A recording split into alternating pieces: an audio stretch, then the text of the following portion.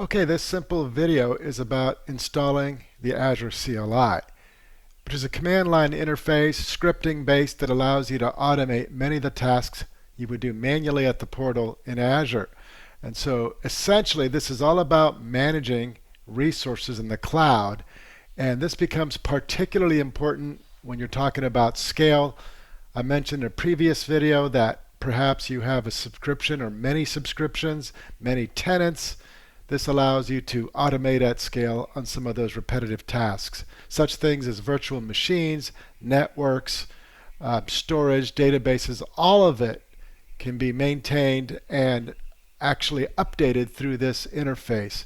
And so when you get to things like security, turning features off and on, seeing which VMs have a public IP address, anything that you would normally do at the portal can be done with the Azure CLI. So let's get to install it so that we can see it running inside of the context of Visual Studio.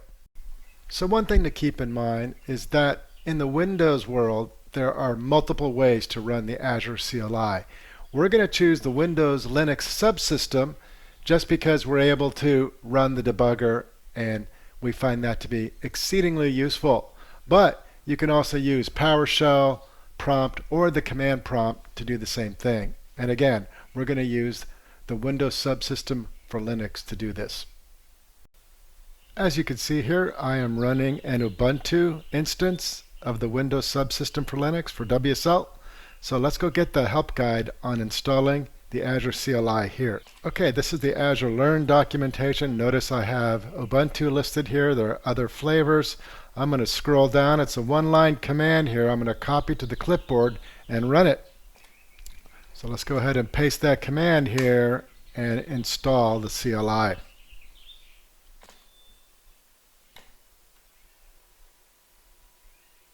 Okay, well, as of this video recording, we're looking at version, I believe, 2.49. And so let's go ahead and test this. Now, normally we'd have to log in with the AZ login command. Okay, let's log in real quick.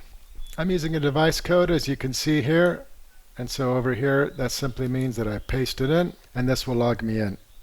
So let's test the command prompt. Let's say AZ VM list, see if that works. Sure enough, it does it in JSON format. Let's go ahead and say -O for output in table format, and this will kind of approximate what we saw earlier in PowerShell. So everything's up and running, things are looking good. So in the previous module, we ran the debugger, we installed it, so let's go ahead and see if that still works. So we're going to go over here to Code and start Visual Studio and see if we can run some AZ CLI commands within a debugging environment.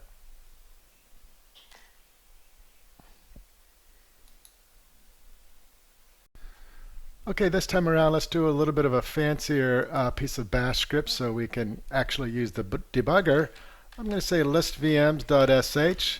Again, this source code is available on the repo that I'll indicate here at the end. And notice in this particular case, it's some bash script that's going to get a list of VMs, but we're going to take the first column and use the Linux sed command to indicate we want it to be in red. So if we go run it just as an example first so you can see what's happening. So we'll go ahead and run that command right here, and you could see that the actual VM name is red. And again, that's because of this code here.